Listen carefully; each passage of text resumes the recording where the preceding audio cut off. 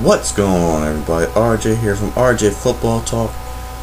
But this time, I'm not talking football. I'm going to switch things up a little bit. I'm going to give you guys a WWE Raw review. So, let's just jump right into it. So, the show starts off. We have Damien Sandow taking on Rey Mysterio. And we see Rey Mysterio come out. Sin Cara botches once again, doesn't know when to come out. Rey has to signal him out, and he comes running out there like, oh, what happened? And we find out Damien Sandow gets a jobber entrance and then jobs to Rey Mysterio. What the hell? Why? What does Rey Mysterio gain by beating Damien Sandow? It makes no sense. It's a stupid little match. I understand that, but come on. So after that match, Booker T comes out to deliver, I think they called it, I Did Not Just See That award. Basically the most shocking award. So he calls out the nominees, and then all of a sudden, the Boogeyman comes out. And oh my god, I was marking the hell out. Boogeyman was he's like my favorite gimmick wrestler. I hope they actually use this guy, because I know WWE is talking about bringing in some mid-card talent. So hopefully they bring this guy in and actually use him. Hopefully it's not just like, oh, here's your 15 seconds of fame. So hopefully they actually use this guy, and if they do, I am going to be marking the hell out every match. I love the Boogeyman. So anyway, after Boogeyman comes out, come to find out, Kofi wins the most shocking award for doing a handstand at the Royal Rumble. Whoop-de-doo. Next match, we get Eve versus Caitlyn. I actually think this was not bad, at least compared to the typical WWE Diva match, which is usually your bathroom break match. And Caitlyn ends up winning. It looked like a botched GTS. I guess it was supposed to be a gut buster. I don't know what that was. Either way, it was better than I expected, but really, do you expect much? And then, oh, if you didn't know, well, your ass better call somebody, because the New Age Outlaws came out to announce the Comeback Award. And come to find out, Jerry the King Lawler wins that award for coming back from a heart attack. And it was nice to see Jerry Lawler could kind of make a joke out of it. You know, he was running up to the stage. He goes, oh, I better not run or else I have another heart attack. So I guess it's okay that he can joke about it. And obviously he must have gave the okay for that Paul Heyman and CM Punk segment where they faked a heart attack, so it seems like he's alright with talking about, which is good.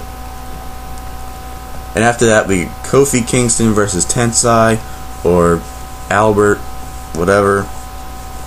And for a 1 minute match, Tensai actually had some offense in, and I like that part, because it's nice to see somebody other than Kofi Kingston dominate the mid-carders. But of course, out of nowhere, Kofi Kingston hits a Trouble in Paradise out of nowhere after getting his ass whooped. So he wins the match in about 30 seconds. Wade Barrett comes out and attacks Kofi Kingston, which I love this to keep that feud going. And Wade Barrett looked really strong. You know, he knocked Kofi off the turnbuckle, brings him outside the ring, he throws him into the ring post, and then he hits him with the bull hammer. That actually looked tough. It looked violent. I love that part. It makes Wade Barrett look very, very strong. After that, Vicky Guerrero comes out, and I have no idea what the hell she said because I can't stand her goddamn voice. But basically, come to find out, she's going to announce the Kiss of the Year award. And basically it's every nominee is whoever AJ kissed. AJ and CM Punk, AJ and Daniel Bryan, AJ Kane, AJ John Cena, and of course AJ and John Cena wins. So then AJ comes out and they bicker back and forth, whatever. And then Dolph Ziggler comes out, trying to break it up, I guess, and all of a sudden AJ kisses him.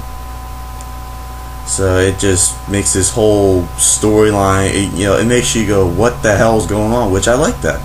WWE's actually producing something kind of creative. I don't know if I go that far. We'll find out. Then we get the Great Khali versus David Otunga. Oh, what a match. Oh, sorry, I'm being sarcastic. Another 1-minute squash match. Khali wins. Whoop-de-doo. And then we get probably the longest segment I've seen in a long time, but damn, it was good.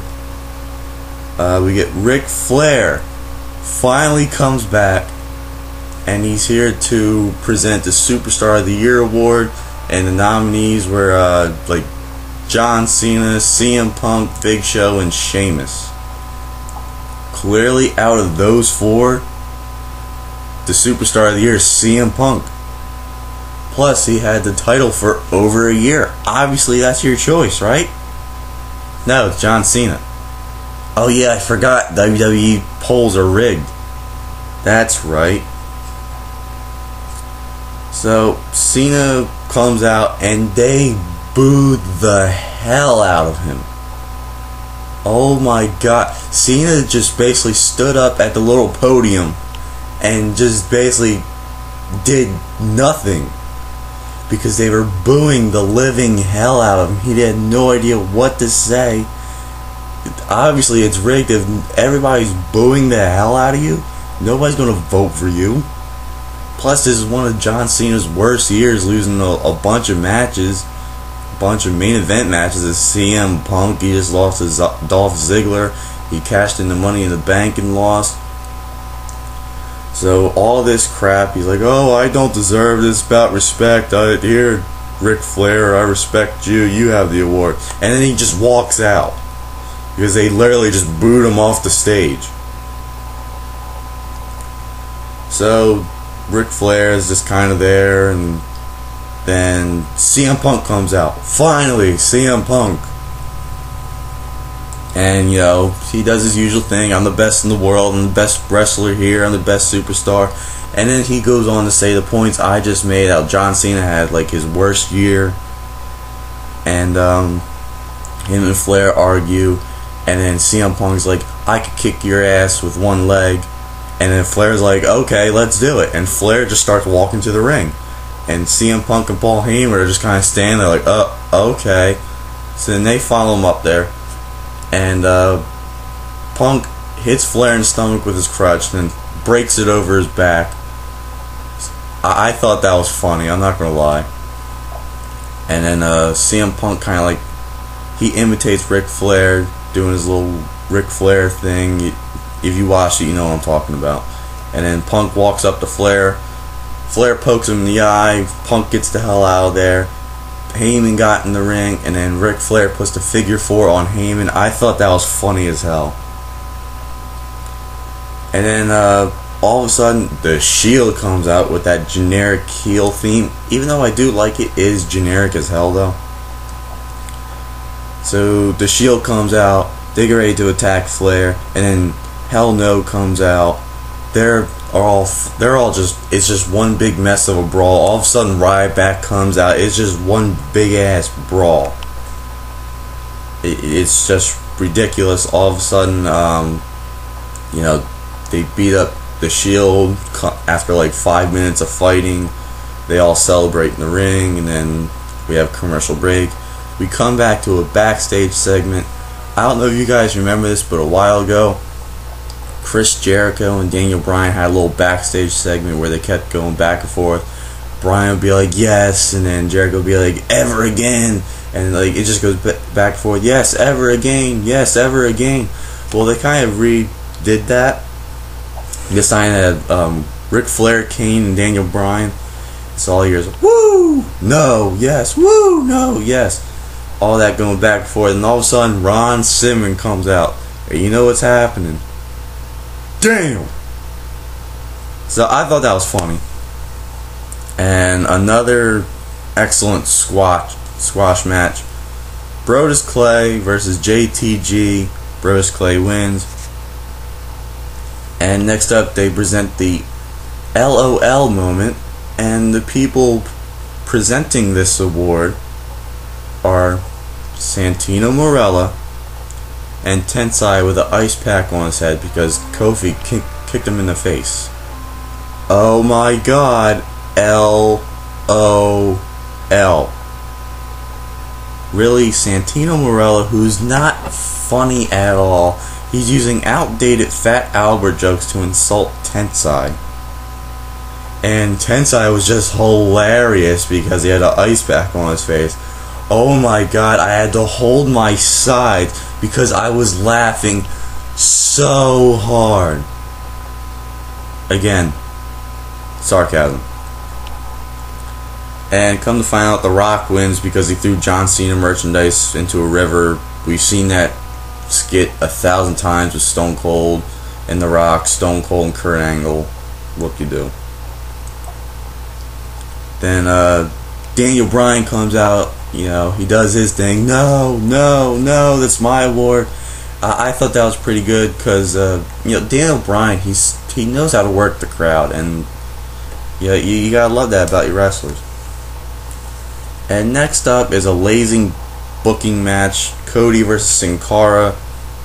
It actually wasn't a bad match, and I guess to compensate for making Damian Sandow a job, they have Cody Rhodes win this match. And from that, we move on to the Trending Now award. And now all the hashtags. This award was so stupid. The hashtag that won was Feed Me More. Which, I mean, out of all the hashtags there, I don't think anybody's using any of them. But who the hell tweets Feed Me More? I don't know. I mean, it should be hashtag rigged. And then we get a segment between Big Show and Sheamus. It's a meaningless promo. Neither one of these guys can cut a good promo anymore.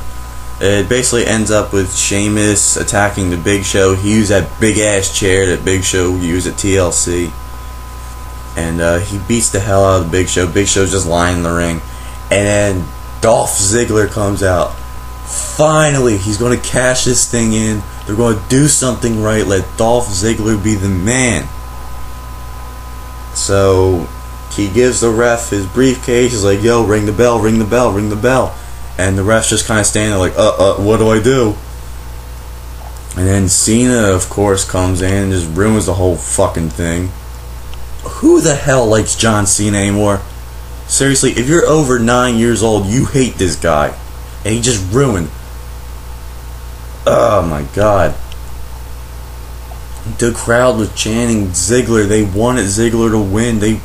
People like Ziggler because he's actually good. He can actually wrestle. He's the future of the company. Promote him. Let him become the World Heavyweight Champion. Oh my god. And then next up we get a match. The 3-man band versus Miz, Alberto Del Rio, and they announced their partner in Tommy Dreamer. I love that. Tommy Dreamer's a heart and soul ECW. It was nice to see him back. I'm surprised Vince actually let anybody from ECW back because he just pissed all over the product. But other than that, get 3-man band off of my goddamn television. I liked Heath Slater by himself when he was the 1-man band. That was kind of cool. It was a stupid little gimmick. Woo! I'm a band, baby. Yeah. But now he has Drew McIntyre, some like British whatever the hell he is, trying to act tough, and Jinder Mahal rocking out with his air guitar with a freaking turban on his head. They looked stupid as hell. I had such high hopes for this little group. Like, I didn't think they'd become anything major, but at least, do something. And they're nothing but, they're not the 3-man band, they're the 3-man jobbers. It was stupid as hell. I hate this damn group. Just let Heath Slater go by himself and do the one-man band thing. That was actually entertaining. This is just sad and pathetic. And after that match, Miz, Alberto Del Rio, and Tommy Dreamer win, with Tommy Dreamer hitting the Dreamer DDT, which looked really damn impressive. And after that, we get the Newcomer Award, and who else would win but Ryback? Really, just whatever. So then we get Cesaro versus Ryback, and I was actually scared for a second, because if it's not a major match, basically if it's not a match at a pay-per-view, Ryback's going to win it. And I'm thinking, you're spending all this time building up Antonio Cesaro, and you're going to have him job to Ryback. So they go out there, they actually have a decent match. Cesaro looked like he was going to put him away with the, what was it called, neutralizer, but Ryback reverses it, and then Cesaro's like, alright, I'm getting the hell out of here, this ain't worth it. So he took his title and left. So it's not bad. He gets some heel heat for just walking out, and plus Ryback never really dominated him, so it was a good way they went about it. And next up, the award for Match of the Year. Nominees were Triple H versus Undertaker at WrestleMania, Cena versus Lesnar at Extreme Rules, Cena versus The Rock at WrestleMania, and the other one was Big Show and Sheamus at Hell in a Cell, which it was their best match, but that was not a Match of the Year candidate. I think it should have been CM Punk versus Daniel Bryan at Money in the Bank, but that's just me. But out of those four possibilities, clearly it's John Cena versus Brock Lesnar at Extreme Rules, because you actually saw some blood. It was actually entertaining. It was a fight. It was good. And it ended up being Triple H versus Undertaker winning the award, only because of the names, and Triple H is the head of the company, goes, oh, I need the award, I'm a warrior, so whatever. It was pointless. He comes out, he does a stupid little speech, and he says, we have not seen the last of the Undertaker. I wish we did. I'm going to be the only guy who says that. I like The Undertaker, but come on, he's getting older. What else does he have to prove? Like, he's going to come back at WrestleMania. Why? Leave the streak at a perfect 20-0. You beat anybody else, it just makes whoever you beat look weak because you're like 60 years old. Just let it be. Just go home. Take a rest. You can watch on TV if you like. Just don't come back. Leave your legacy the way it is. And then after that, we get the main event of the night, a mixed tag match between Vicky Guerrero and John Cena versus AJ and Dolph Ziggler. And I gotta say, I love Vicky Guerrero's wrestling attire.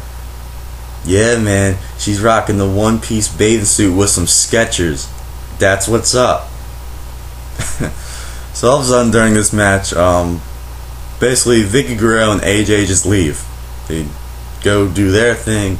It's John Cena versus Dolph Ziggler, and they're going at it, and all of a sudden AJ comes out and she brings out this huge ass black guy, looked like Mark Henry Jr. And he comes in and he slams the hell out of John Cena. Come to find out, it's Big E Langston from NXT. I'm not even going to act like I know this guy. I never watched NXT, so whatever. He laid out John Cena. I like the ending because it introduces more young talent, which is what the WWE needs to do, and it provides an interesting perspective and a new twist to this storyline. Like, what the hell does this guy have to do with anything? So we'll find out how things goes. That's my Raw review, guys. Let me know what you thought about Raw, or what steps you think it will take WWE to go into the right direction, which it actually looks like they are for once. I don't want to jinx it. We'll find out. So, thank you guys for watching, and keep on tuning in.